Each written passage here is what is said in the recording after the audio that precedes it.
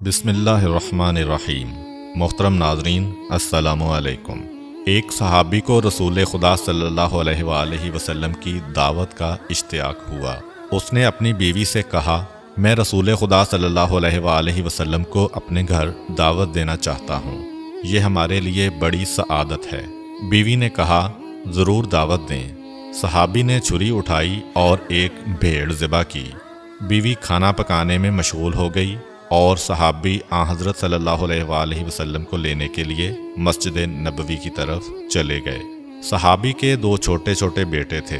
ایک بیٹے نے باپ کو بھیڑ ذبح کرتے ہوئے دیکھا تھا۔ باپ کے جانے کے بعد اس نے اپنے چھوٹے بھائی سے کہا، کاش تو ہوتا تو دیکھتا کہ ابو نے بھیڑ کیسے ذبح کی تھی، کیا میں تجھے بتاؤں؟ چھوٹے بھائی نے جواب دیا، ہاں ہاں ضرور دکھاؤ۔ بڑے بھائی نے چھری اٹھائی اور چھوٹے بھائی کی گردن پر چلا دی اور اس کی گردن کاٹ دی۔ جب بچے کی چیخیں ماں کے کانوں میں پڑیں تو اس نے بیٹے کو ڈانٹ کر کہا، تو نے کیا کر دیا؟ بڑا بیٹا ماں کی مار سے بچنے کے لیے چھت پر دوڑا اور چھت سے گر کر مر گیا۔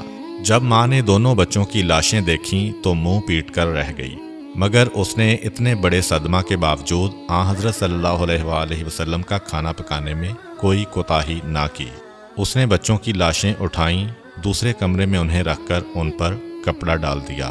کچھ دیر بعد اس کا شوہر حبیب خدا کو اپنے ساتھ لے کر آیا۔ آپ ایک کمرے میں بیٹھے۔ بیوی نے اپنے شوہر کو بلا کر سارا ماجرا سنایا اور اس سے کہا کہ دل پر قابو رکھنا اور نبی اکرم کی دعوت میں کوئی خلل نہ واقع ہونے دینا۔ صحابی نے حضرت صلی اللہ علیہ وآلہ وسلم کی خدمت میں کھانا پیش کیا۔ ابھی آپ نے لقمہ توڑا تھا کہ جبریل امین علیہ السلام آپ پر نازل ہوئے اور کہا کہ آپ اپنے میزبان سے کہیں کہ میں اس وقت تک کھانا نہیں کھاؤں گا جب تک تیرے بیٹے یہاں آ کر نہ بیٹھیں گے۔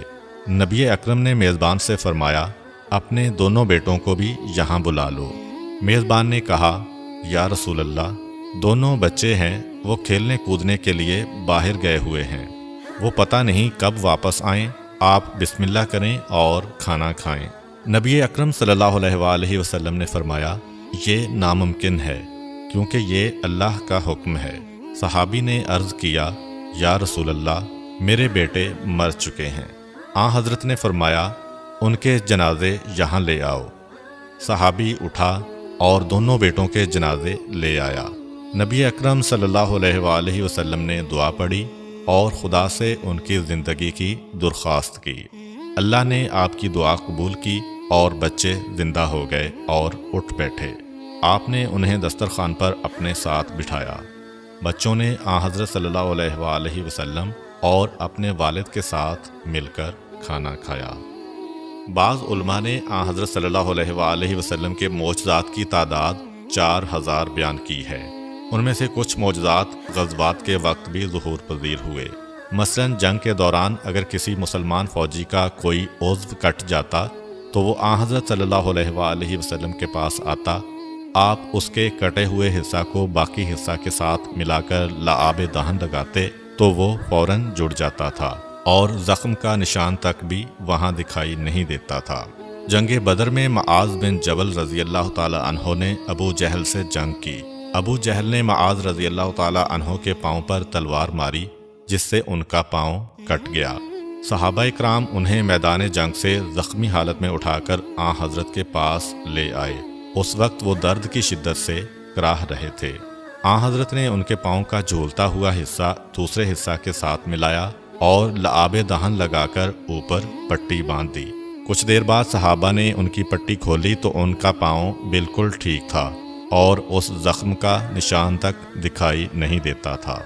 جنگ خیبر کے قلعوں کو فتح کرنا مسلمانوں کے لیے چیلنج بن چکا تھا۔ مسلمان جب بھی حملہ کرتے تو یہودی سخت مقابلہ کرتے اور اسلامی لشکر ناکام ہو کر واپس آ جاتا۔ ایک قلعہ کے پہلوان کا نام مرحب تھا۔ وہ بڑا طاقتور پہلوان تھا۔ جب وہ مسلمانوں کے مقابلہ پر آتا تو مسلمان اس کے سامنے ٹھہر نہ پاتے تھے۔ رسول خدا صلی اللہ علیہ وآلہ وسلم نے اعلان کیا، کل میں علم اس مرد کو دوں گا جو خدا اور اس کے رسول کا محب ہوگا اور خدا اور اس کے رسول کا محبوب ہوگا۔ وہ جم کر حملہ کرنے والا ہوگا، بھاگنے والا نہ ہوگا۔ اللہ اس کے ہاتھوں پر اپنی مدد نازل کرے گا۔ صبح ہوئی تو آپ صلی اللہ علیہ وآلہ وسلم نے فرمایا، علی کہاں ہیں؟ صحابہ نے عرض کی، ان کی آنکھوں میں درد ہے اور وہ آرام کر رہے ہیں۔ آپ نے فرمایا، انہیں یہاں لاؤ۔ حضرت علی علیہ السلام کو حضرت صلی اللہ علیہ وآلہ وسلم کی خدمت میں لایا گیا۔ آپ نے اپنی انگلی سے تھوڑا سا لعاب دہن ان کی آنکھوں پر لگایا تو وہ فوراً تندرست ہو گئے اور یہودیوں سے جنگ کے لیے اٹھ کھڑے ہوئے۔ امیر المومنین نے جنگ کا نقشہ ہی بدل دیا۔ آپ نے یہودی لشکر کو تہس نہس کر دیا اور ان کے قلعہ کے مضبوط دروازے کو اکھیڑ ڈالا اور ان کے قلعے پر قبضہ کر لیا۔ حضرت علی علیہ السلام کا اپنا بیان ہے کہ اس کے بعد پوری زندگی میری آنکھیں کبھی خراب نہیں ہوئیں۔ اور آخر میں حضرت صلی اللہ علیہ وآلہ وسلم کی تواضع کے چند واقعات بیان کرتے ہیں۔ ایک دفعہ کا واقعہ ہے کہ رسول اکرم صلی اللہ علیہ وآلہ وسلم اپنے چند اصحاب کے ساتھ سفر پر نکلے۔ راستے میں ایک جگہ انہوں نے پڑاؤ کیا۔ ان کے پاس کھانے کے لیے ایک بکری تھی۔ صحابہ میں سے ایک نے کہا، میں اسے ذبح کروں گا۔ دوسرے نے کہا، میں اس کی کھال اتاروں گا۔ تیسرے نے کہا، میں اس کا سالن تیار کروں گا۔ نبی اکرم صلی اللہ علیہ وآلہ وسلم نے فرمایا، میں لکڑیاں اکٹھی کروں گا اور آگ جلاؤں گا۔ صحابہ نے عرض کیا، یا رسول اللہ، آپ ہرگز تکلیف نہ کریں، ہم خود ایندھن جمع کریں گے اور آگ جلائیں گے، آپ آرام سے بیٹھے رہیں اور تمام کام ہم پر چھوڑ دیں۔ نبی اکرم نے فرمایا، میں تم پر اپنے لیے کوئی برتری اور فوقیت پیدا نہیں کرنا چاہتا اور میں کسی پر بوجھ بننا پسند نہیں کرتا۔ اللہ کو وہ بندہ ناپسند ہے جو دوسروں پر بوجھ بنا ہوا ہو۔ اہل مدینہ کی عادت تھی کہ وہ روزانہ نماز فجر کے بعد اپنے برتنوں میں پانی بھر کر حضرت صلی اللہ علیہ وآلہ وسلم کے پاس لاتے تھے۔ آپ اس میں اپنا ہاتھ ڈبوتے تھے۔ صحابہ اس پانی کو متبرک سمجھ کر اپنے گھروں میں لے جاتے تھے۔ جب شدید سردی ہوتی تھی اور پانی برف کی طرح سے ٹھنڈا ہوتا تھا، اس وقت بھی لوگ پانی بھر کر آپ کے پاس آتے تھے، لیکن آپ نے کبھی کسی کو یہ کہہ کر واپس نہیں کیا تھا کہ پانی بڑا ٹھنڈا ہے، لہذا تم اپنا برتن واپس لے جاؤ۔ ایک مرتبہ کا ذکر ہے کہ نبی اکرم صلی اللہ علیہ وآلہ وسلم اور حذیفہ یمانی مدینہ سے باہر گئے اور انہوں نے نہانے کا ارادہ کیا۔ جناب حذیفہ نے ایک کپڑا تان کر نبی اکرم صلی اللہ علیہ وآلہ وسلم کے لیے پردہ بنایا اور اس پردہ کی اوٹ میں حضرت نے غسل کیا۔ جب آپ غسل کر چکے تو آپ نے وہی کپڑا پکڑا اور اسے تان کر فرمایا، حذیفہ اب تم نہاؤ، میں تمہارے لیے پردہ بناؤں گا۔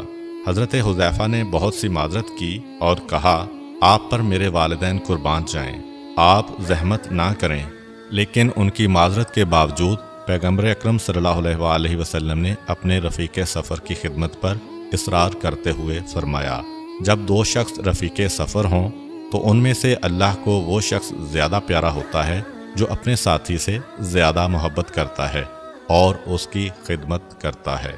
روایات میں مذکور ہے کہ ایک کنیز نے رسول خدا صلی اللہ علیہ وآلہ وسلم سے عرض کیا کہ میرا مالک مجھ سے بدسلوکی سے پیش آتا ہے، لہٰذا آپ میرے ساتھ چلیں اور اس سے کہیں کہ وہ مجھ سے بدسلوکی کا رویہ نہ رکھے۔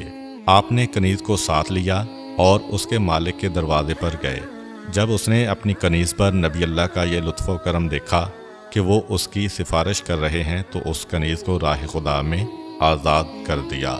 حضرت علی علیہ السلام کا بیان ہے کہ رسول اکرم صلی اللہ علیہ وآلہ وسلم نے فرمایا، جو بھی مسلمان جماعت کی خدمت کرے تو جماعت میں جتنے افراد ہوں گے ان کی تعداد کے برابر اللہ تعالیٰ اسے جنت میں خادم عطا کرے گا۔